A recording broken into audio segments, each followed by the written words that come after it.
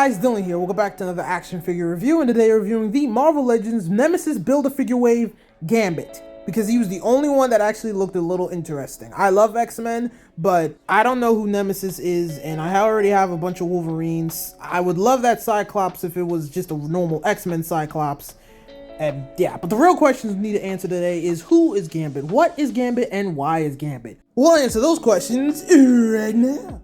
A baby was abandoned at a hospital. And in that hospital, this baby would be kidnapped by the Thieves Guild. And the reason why the Thieves Guild kidnapped this baby is because of his eyes. You see, the Thieves Guild has a prophecy that someone with red and black eyes would be the one to save them from catastrophe, I think. I don't really know. But either way, they took in this baby and named him Remy. From then on, Remy was raised by a man named Fagin and his gang, which was basically just a bunch of orphan kids stealing stuff. As Remy grew up in the gang, he was already making a name for himself. When he was 6 years old, he was already trying to impress the Thieves Guild. When he was 8 years old, he managed to beat up some gangsters who were planning on killing a little girl. Well, it turns out that Remy didn't even need to step in. Turns out she is a trained assassin. Well, not fully trained, but near trained. You see, her father is the leader of the Assassins Guild. That explains why the gangsters were after her and why she was already trained to know how to fight. After this little encounter, Remy and Belladonna, which is the young girl's name, they ended up becoming friends, even more than that. Years later, as Remy turns 18, Belladonna and Remy actually end up getting married. But, I mean, they didn't really choose it. It was an arranged marriage, so the Assassin Guild and Thieves Guild can have a truce, but to be honest, I don't think either of them cared because they already liked each other, so, you know, still a good ending for them. Well, at least it would have been if Belladonna's brother didn't step in and punch Remy in the face and call this marriage a travesty, and then challenge Remy to a duel, which he wins by using his powers, and then the Assassins Guild is pissed off, so their answer is to banish Remy from New Orleans. Belladonna wanted to go with Remy since they did just get married, but Remy told her no. You see, you gotta understand, Remy just killed her brother. He doesn't want her to resent him for that, so he just left. That's it. No wife, no family, just alone. He traveled the world a little bit, owning his craft and really making a name for himself as a professional thief. But of course, things still can't get easy for good old Remy because he can't control his powers, like, at all. Once he touches something, it blows up. He can't actually control it. So he decides to go to Mr. Sinister, of all people, to ask him to help him control his powers. And in return, Remy would do a job for Mr. Sinister, free of charge, apparently.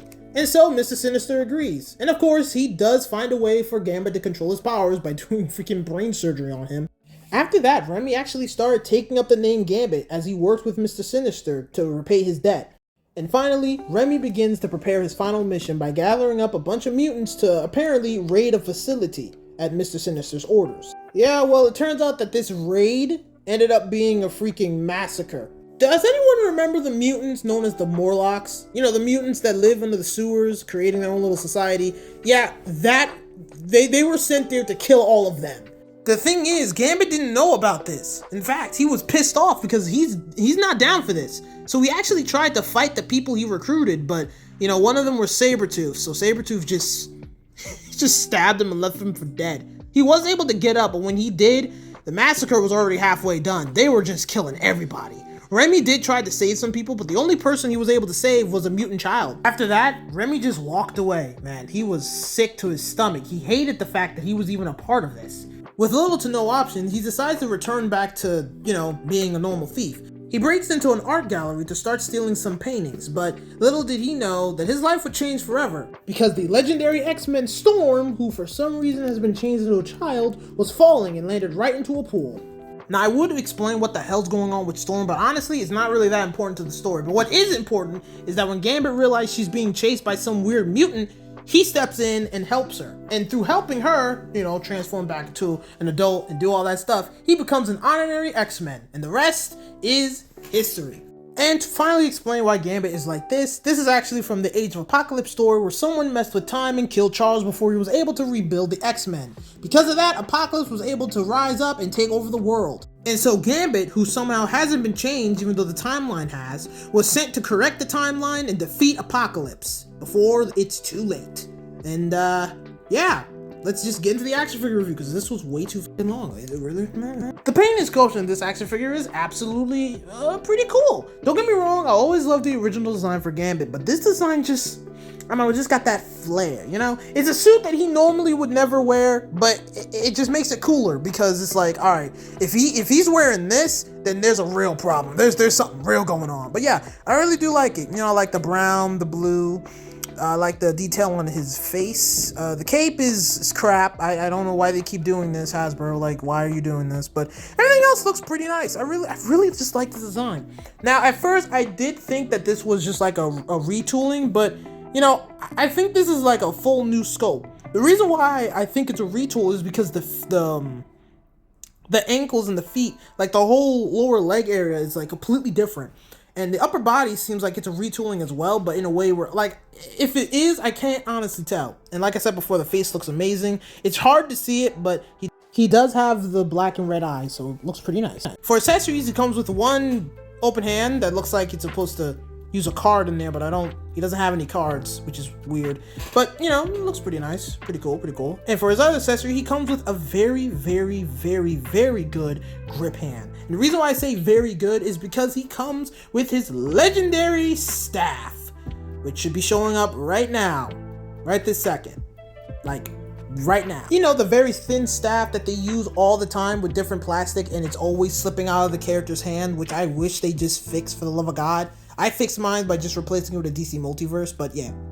So yeah, accessories on this guy is limited, but it is pretty cool. And if you're wondering why he looks like that, I took the cape off because the cape sucks. It limits articulation. But yeah, the accessories are pretty good. It's not a lot, but it's pretty decent. And I like the new grip hand, so now I can actually, you know, move the staff the way I want, which it's really nice. Yeah, I like everything on this guy. I'm actually really entertained. For articulation, this action figure sucks.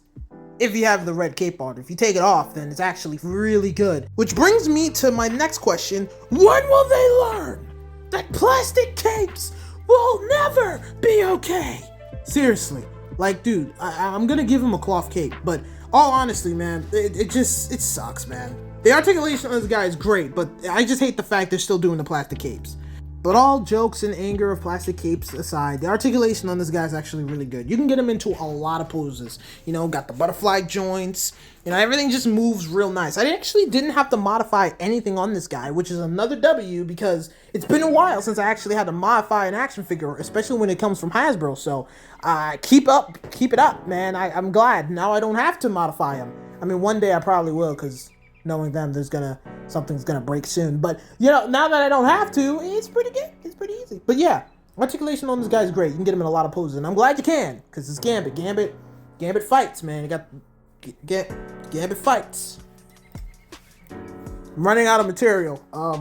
Yeah, the articulation on this guy is great. It's really good. And I just really hate the plastic capes, man. Like seriously, it's just stupid. But yeah, articulation on this guy is really good. But anyway, now it's time for my rating. Also, apologies because I forgot the stars on the last video. But anyway, for painting and sculpture, it gets a star. It looks amazing, it looks nice, and honestly, if you put an X on there, I make it my definitive Gambit from now on. For articulation and accessories, it gets a star, because really, all Gambit needs is a staff. I don't really need the card accessory, though it would be very cool if you had the open hand card accessory, which is one of the things I wish he had. And for price, which is $24.25, because I got this at GameStop, I'll give this thing 3 stars. It's honestly just a really cool Gambit. I mean, it's not the one we're all used to, but it's still Gambit nonetheless, and it's just awesome. Really, it's just awesome. I mean, once you get the cape off, you really just can't stop posing this guy. I mean, I did, because I got a lot of tour reviews to do, but it doesn't change the fact that this action figure is amazing. So yeah, if you don't have a Gambit, if this would be your first Gambit, or you never got a Gambit before, I absolutely recommend this guy, because this is a Gambit. Also, after looking at this thing and actually researching, I've decided I'm going to finish the Build-A-Figure wave. You're still going to see all the stuff I've got when I went on the trip, and all the other stuff I've got while I'm back here. I just want to do the Build-A-Figure wave, so yeah. But anyway, this action figure was awesome. I recommend it, and you'll see Nemesis on the channel soon. But yeah, that's pretty much all I got to say about this guy. Thank you guys for watching. If you like this video, please give me a like and subscribe, and I'll see you guys next time. The next review will either be Scarecrow or a double review of Chameleon and Spider-Man Unlimited. Peace.